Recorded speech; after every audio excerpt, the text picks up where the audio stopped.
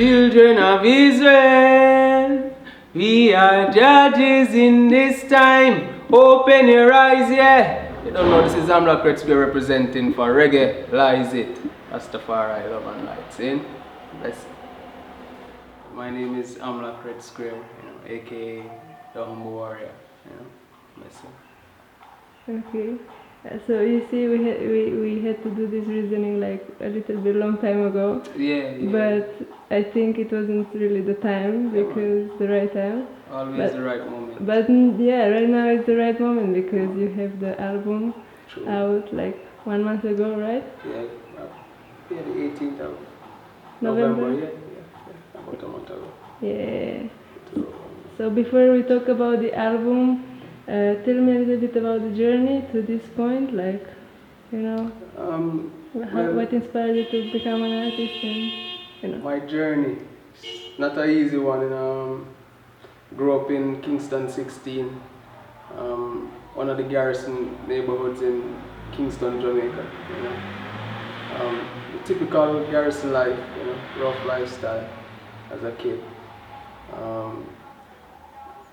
My father figures were men in the neighborhood, and not necessarily a father, my paternal father. So I didn't really have my paternal father around me. So my role models were men in the neighborhood, and my uncle as well, because I grew up in the same household as my uncle. And basically, because of that's what kind of stole my interest in music, because my uncle is Spragga Benz. And he's one of the biggest dancehall artists in the genre dancehall music.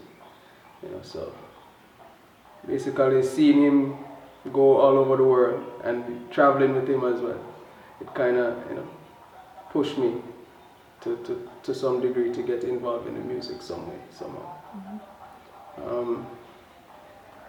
I went to college in New York City.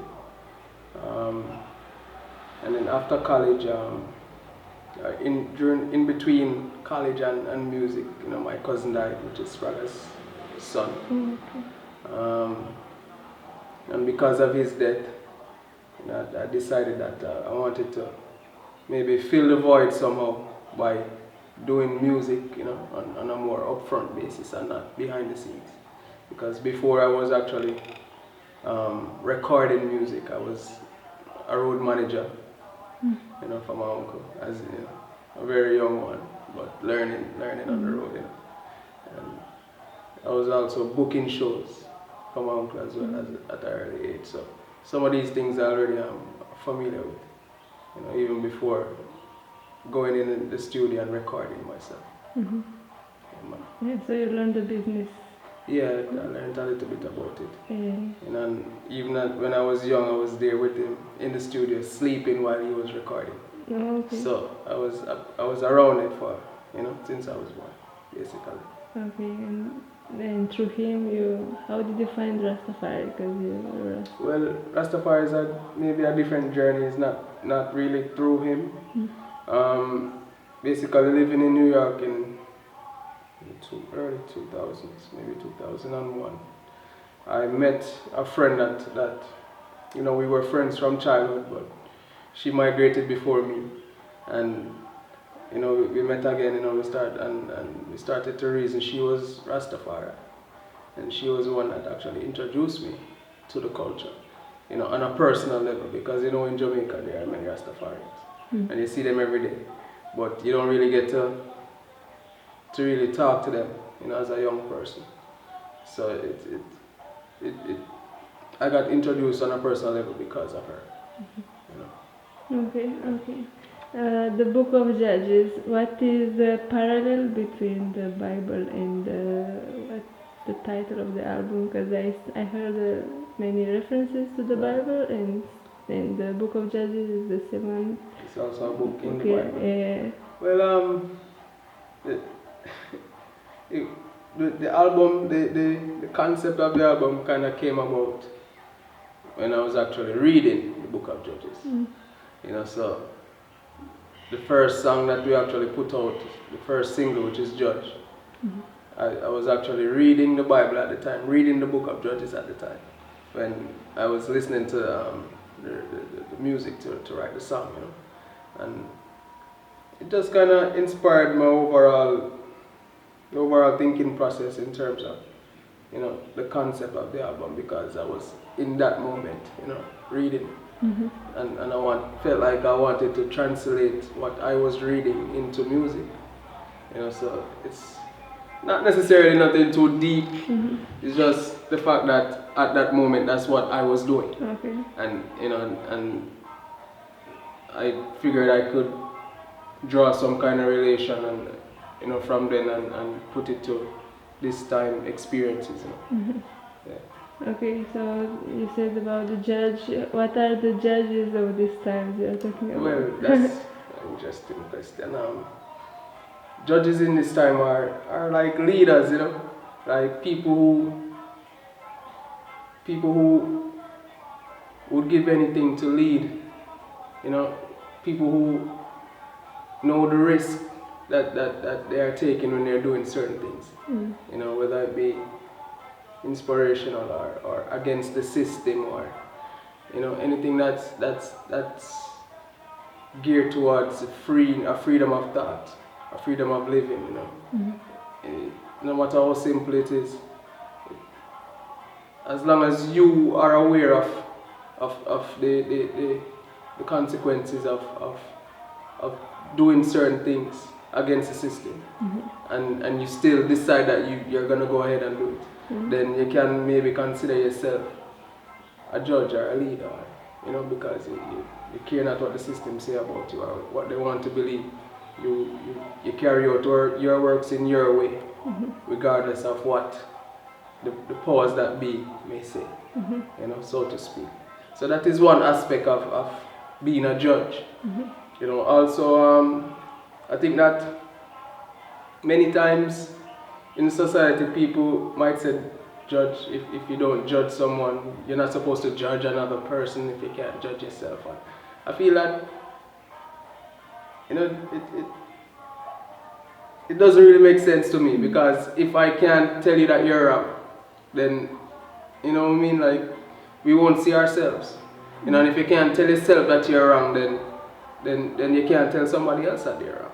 You know what I mean? So it's a form of accepting that you're not living the way how you should be living.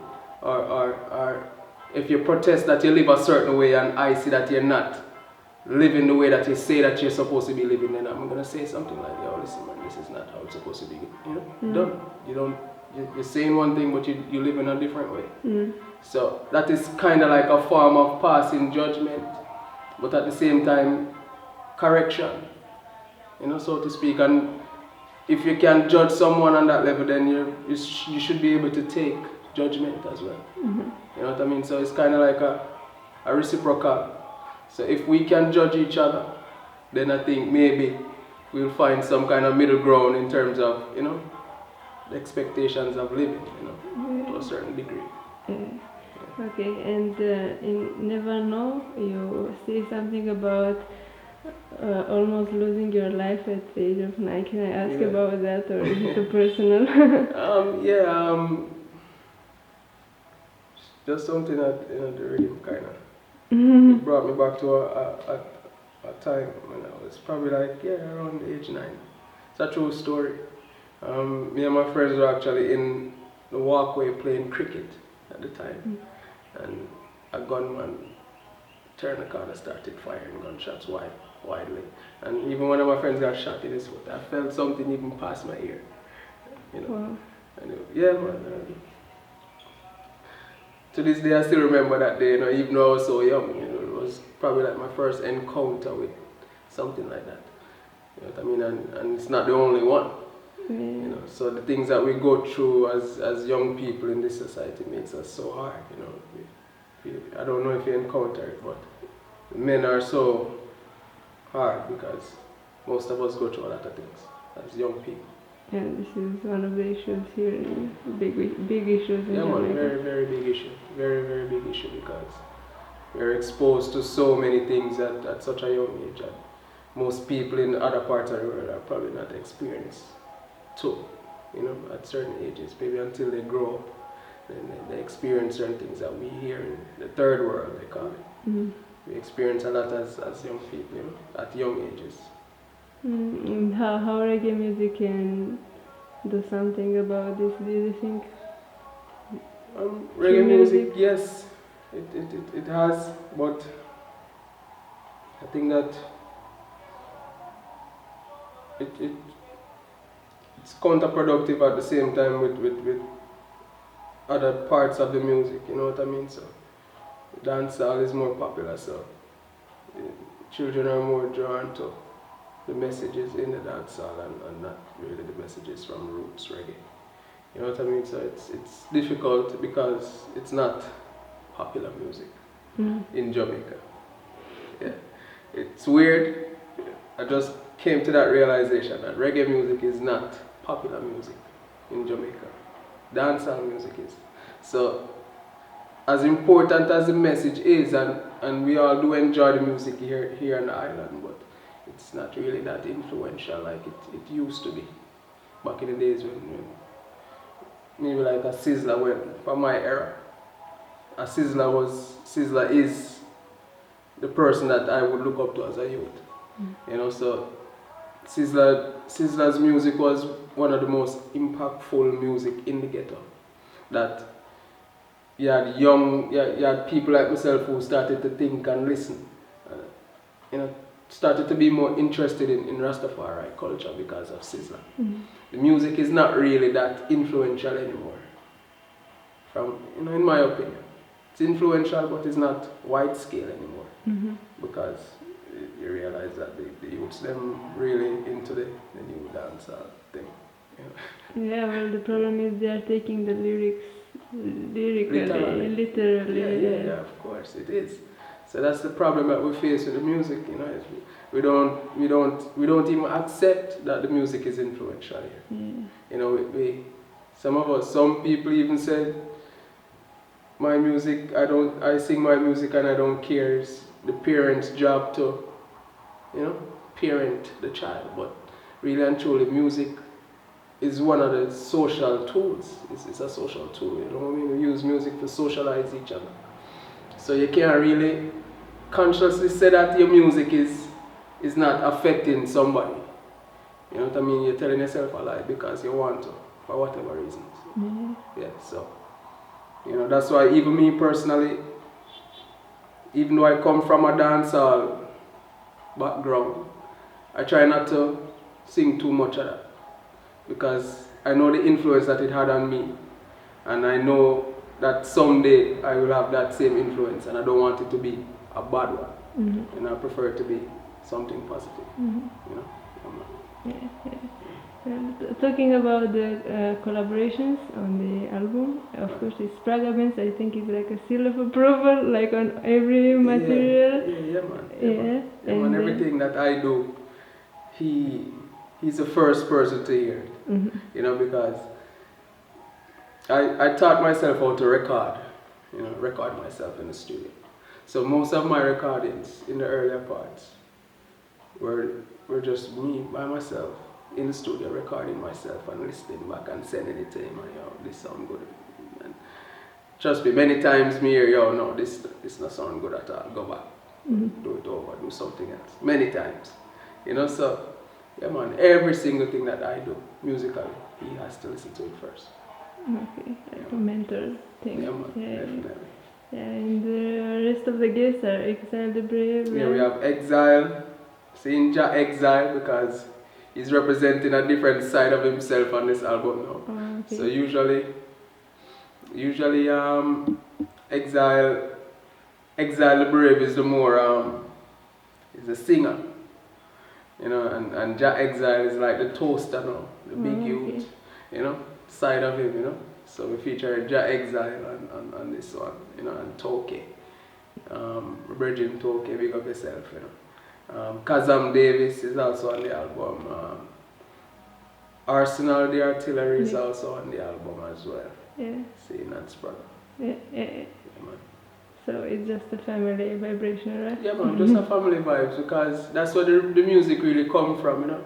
It comes from the people that you surround yourself with. So me, the people that I'm around every day or I talk to every day, we vibe together, and because we vibe together, we do music, mentioning each other or working with each other, just to build each other. You know what I mean? So it's not necessarily just me by myself in the studio doing music. No, it's kind of like going out there socializing, and then the ideas that you get from your surrounding, you put it into your music. So that was kind of like the whole background with the book of Judges. Reading the Bible at the time, being around friends, and we just combine everything together, and we have the album. Lovely, lovely. And looking ahead for 2017, what are the aims? What are you?